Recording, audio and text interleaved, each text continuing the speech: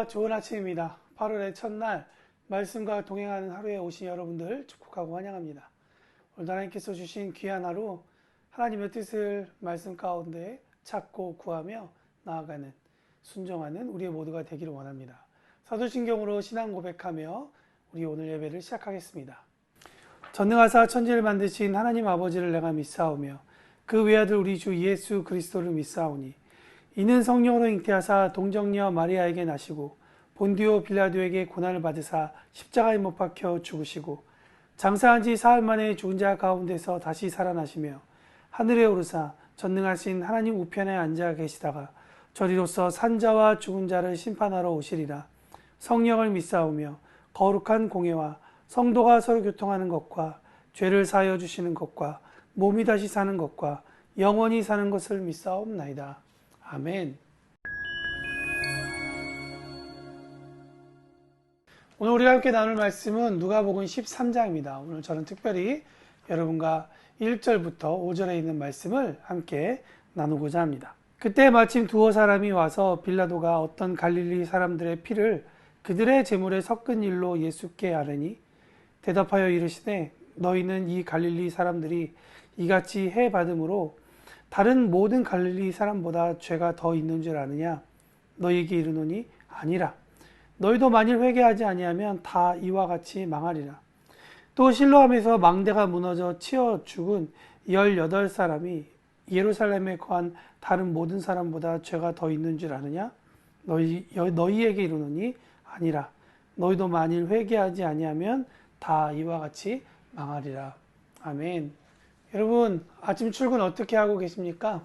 저는 대중교통을 이용하는데요. 특별히 집에서 지하철이 가깝기 때문에 시간을 맞춰서 출발하는 것이 매우 중요합니다. 지하철이 여기 도착하는 시간이 언제나 정해져 있기 때문에 그 시간에 맞춰 도착하는 것이 중요하죠.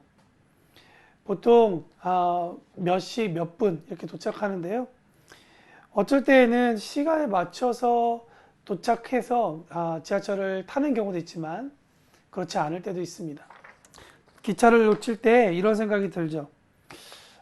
만약에 내가 아침에 그걸 하지 않았더라면 지하철을 놓치지 않았겠다 라는 생각, 혹은 내가 지하철역 앞에 신호등에 걸려 있을 때 신호등이 그때 조금만 더 길었더라면, 혹은 신호등이 조금만 더 짧았더라면 내가 걸리지 않고 지하철 시간에 맞춰 뛰어 들어갈 수 있었겠다 라는 생각도 들기도 합니다.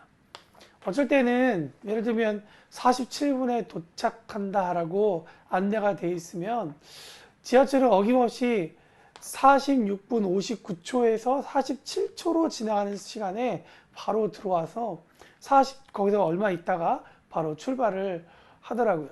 그런데 저는 꼭 굳이 그래야만 되느냐, 47분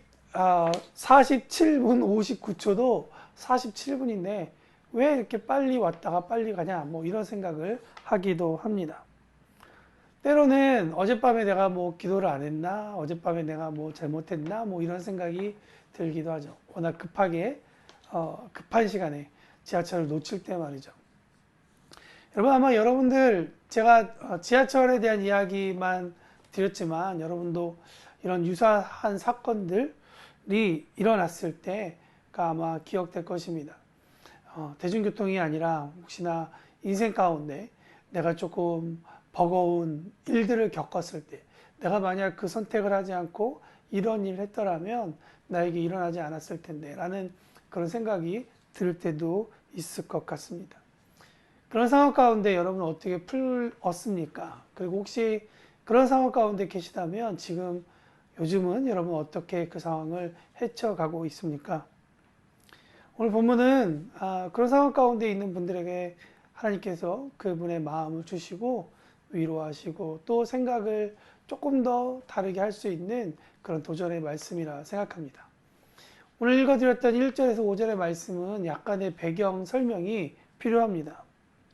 어떤 학자는 이때를 예수님께서 돌아가시기 딱 1년 전 6월절 때이다 라고 이야기하기도 하는데요.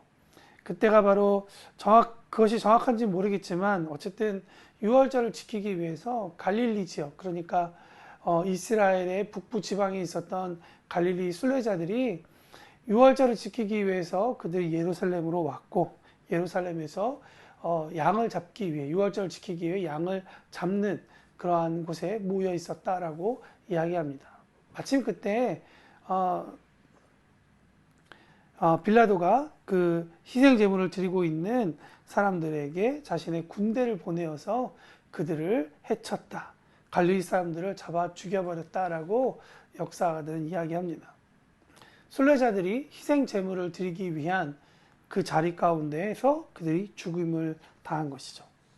이 소식을 들은 몇몇 사람들, 이름은 나와 있지 않지만 그들이 예수님께 와서 물어봅니다. 어쩌면 오늘 본문 말씀을 조금 더 풀어서 이야기하면 이런 질문이 될 것 같습니다. 예수님, 갈릴리 순례자들이 죽은 이유가 그들이 죄가 아니면 어떻게 이렇게 죽을 수 있겠습니까? 라는 것이죠. 왜냐하면 욥기 4장 7절과 8절에 보면 하루아침에 자녀를 잃고 또 자기의 모든 재물을 잃어버렸을 뿐만 아니라 자기의 아내도 떠나버린, 그리고 몸마저 병든 욥에게 욥의 친구 엘리바스가 이런 얘기를 하기 때문입니다. 생각해보라. 죄 없이 망한 자가 누구인가? 정직한 자의 끊어짐이 어디 있겠는가? 내가 보건대 악을 밭을 갈고 독을 뿌리는 자는 그대로 거두리니. 욥의 친구 엘리바스의 생각은 그런 것이죠. 악한 일 하지 않고서 어떻게 너에게 이런 일이 일어날 수 있겠냐? 네가 죄짓지 않고서 어떻게 이런 일이 일어날 수 있냐? 다른 이유로는 설명할 수 없다라고 이야기를 합니다. 그런 문화 가운데 이 오늘 본문의 이야기를 보면 어떻게 희생제물을 드리러 온 순례자들이 그 자리에서 죽을 수 있겠습니까? 그들이 아마 죄를 지어서 그렇겠죠? 죄짓지 않고서는 설명이 되지 않습니다. 라는 이야기와 같습니다.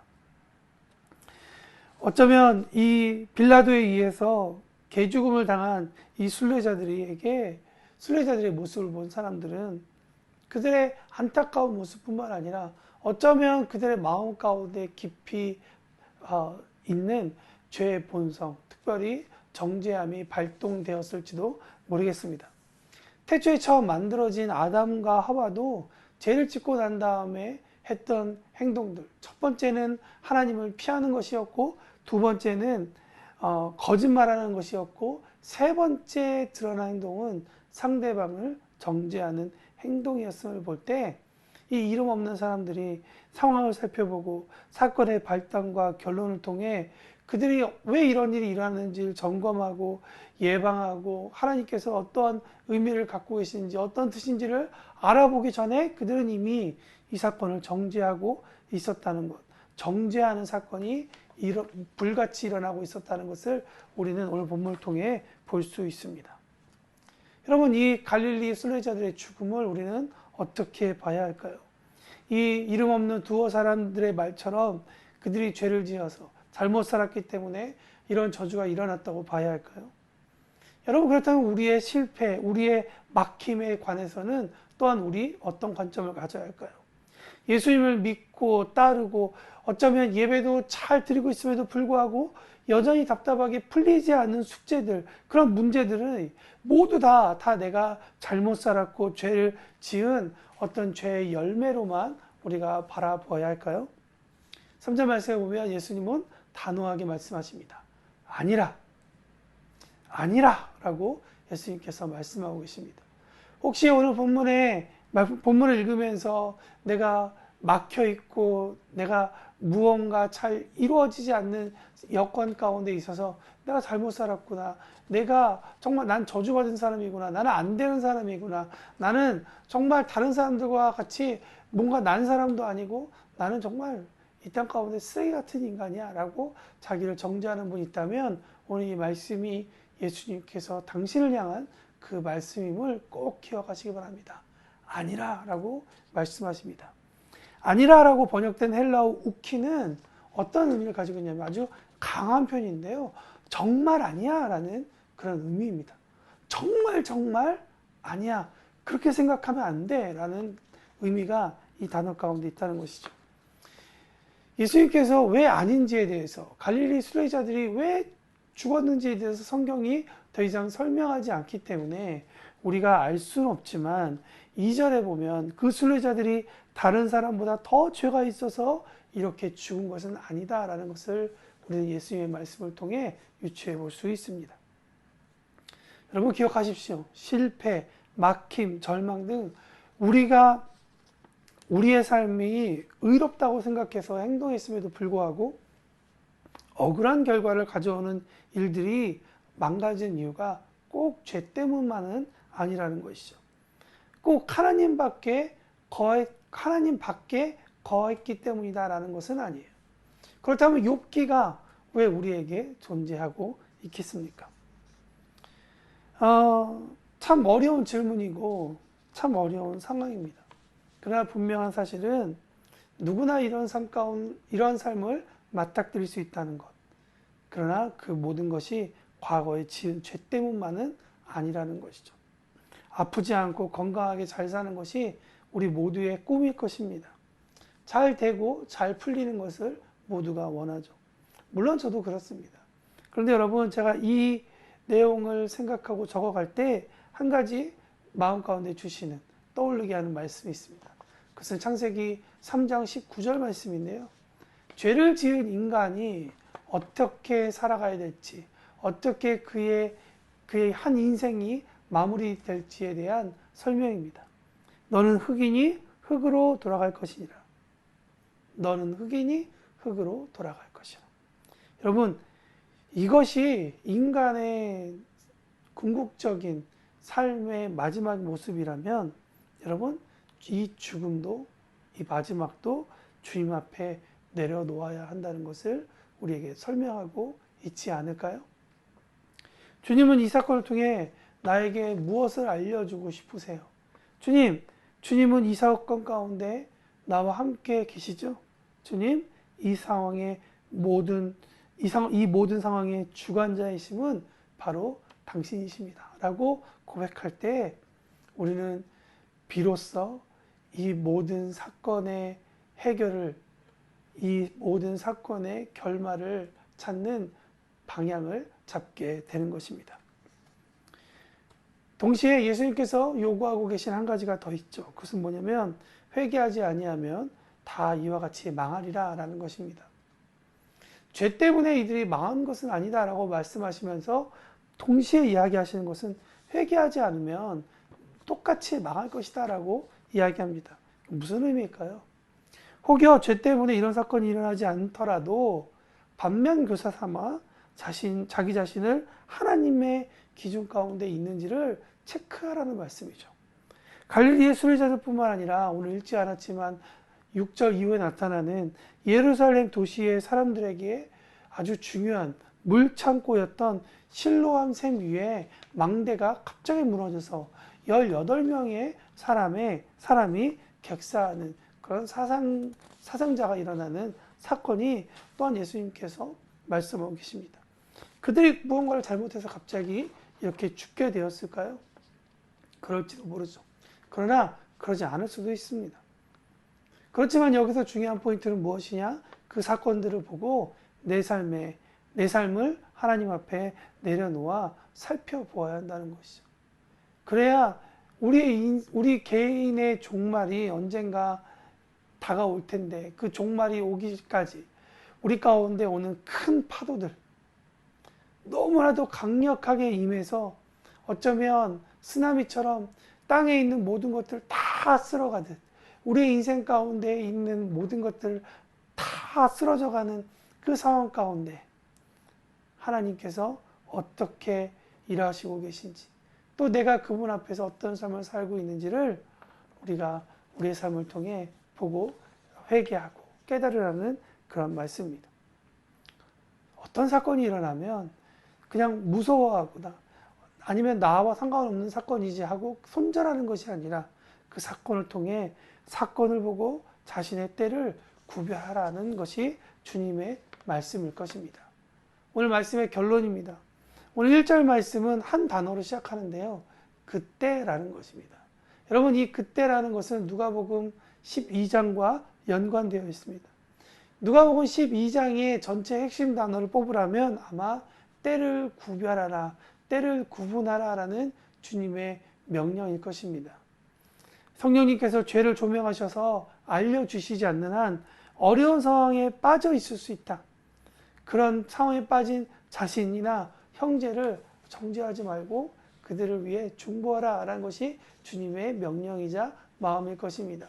두 번째는 이러한 때가 그냥 우리 가운데 지나가는, 스쳐 지나가는 그런 때가 아니라 반면 교사삼아 어려운 상황을 맡겨드리고 가장 선한 일로 인도하신 하나님을 신뢰하게 될 시간뿐만 아니라 고통스러운 순간이 혹시나 우리가 죄 가운데 거함으로 인해 오지는 않는지 주님 앞에 회개하며 돌아설 수 있는 그런 우리가 되기를 바랍니다. 오늘 말씀을 통해 정말 어려운 상황 가운데 있는 형제들이 있다면 그들의 삶을 함께 돌아보며 중보하는 시간을 가집시다. 또 하나, 우리 가운데 어려움이 있다고 해서 내 자신 스스로를 정죄하지 맙시다.